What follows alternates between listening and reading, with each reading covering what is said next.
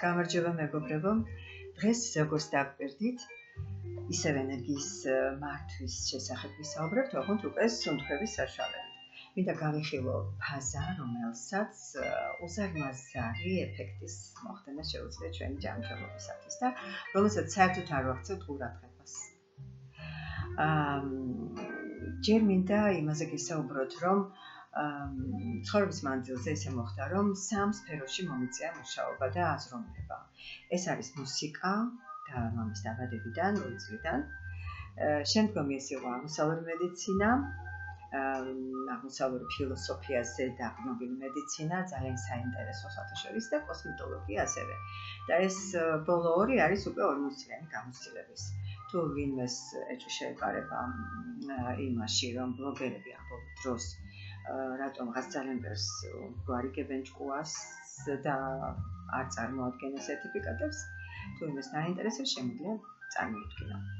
ახლა მთავარ საკითხზე, რატომ ვახსენე კოსმეტოლოგია?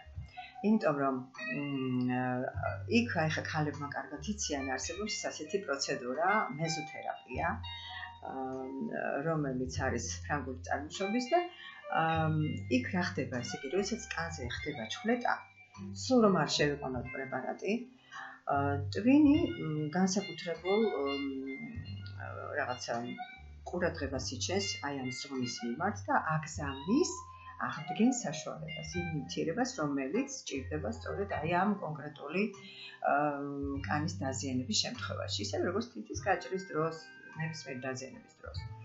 ანუ ხელოვნურად ხდება იმუნიტეტის, ანუ ესეთი მოტყუება და გააქტიურება. ასეთივე, ოღონდ ძალიან გთხოვთ ახლა ამას ნუ გაიმეორებთ სახლში, იმიტომ რომ იქ ძალიან მაღალი სტერილურობის დაცვით ხდება ეს ყველაფერი კაბინეტებში და არხის მე მგონი. ხა რაც შეეხება სუნთქვის ფაზას. ეს ფაზა არის, როგორც ვთქვით, არ ვაქცევთ ყურადღებას, ეს არ არის სპეციალური ჩასუნთქვა, ამოსუნთქვა და შეკავება და თვლა და ასე შემდეგ, ისეც ჩვენ შეგვიძლია რომ სისხლძარღვები გავანთავისუფლოთ. ეს არის ამოსუნთქვის შემდგომი შეკავება. აი ჩვეულებრივად არაფერს არ სპეციალურად არ ვიძაბებით, არ ვაკეთებთ რაღაც დათვლას, აი უბრალოდ ამოვისუნთქეთ, ხო, რაღაცა ესე იგი პერიოდის შემდგომ და გავჩერდით, აღარ ჩავისუნთქეთ. ახლა რა ხდება აქ?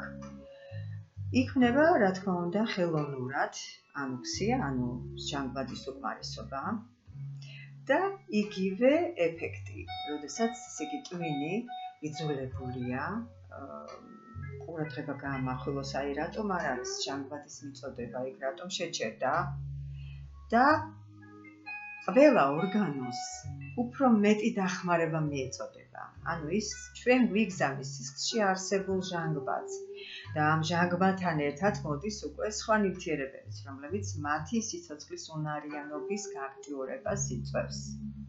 გამიგეთ? აი ესეთი, ესე იგი, საოცარი ეფექტი აქვს ამასადა და უადვილესი გასაკეთებელია.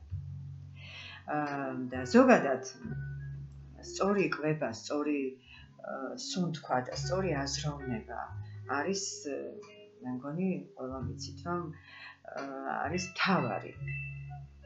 ის რაც შეგვიძლია ჩვენ გავაკეთოთ და არა გარედან მივიღოთ რაღაც დახმარებები. მანამდე აი ამას ვაკეთებთ. სწორი აზროვნება გულისხმობს ნაკლებად ნერვიულობას და დაძაბვას სისხლძარღვების და მერიდიანების ენერგეტიკულ არხება წოდებული მერიდიანების, იცით ალბათ უკვე ეს ძალიან ხშირი ამაზე საუბრები, როგორც სისხლი მოძრაობს სისხლძარღვებში, ასევე ენერგია მოძრაობს მერიდიანებსა და კოლატერალებში, ეს არის არხები მათი.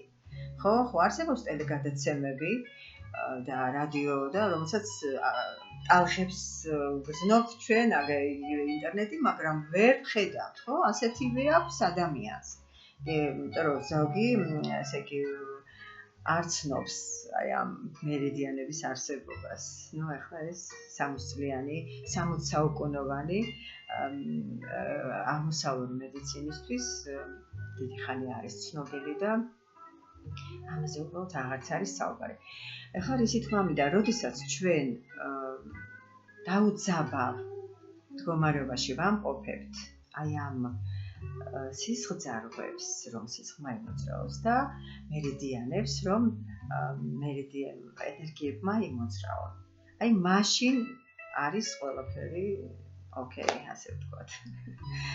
ამიტომ ყველანაირად უნდა ვიცადოთ, რომ იგივე სუნთქვის საშუალებით, იგივე დაუძაბავ მდგომარეობაში, იგივე საკვების მიღების თვისაც კი ეს არის საჭირო. თუ რაც არ უნდა მივიღოთ ჩვენ, რაც არ უნდა ძვირფასად ვიყვებოთ, თუ კი არ იქნება ტრასები, ასე ვთქვათ, ენერგეტიკური და სისხლძარღვოვანი გახსნილი, მოდუნებულ მდგომარეობაში არ იყოს დაძაბული, ხო? ლოგიკურია. ვერაფერს ესე იგი ეფექტს ვერ მივიღებთ იმას, რაც ჩვენ გვინდა. ანუ სასიცოცხლო ენერგია არ იმოძრავებს ჩვენში.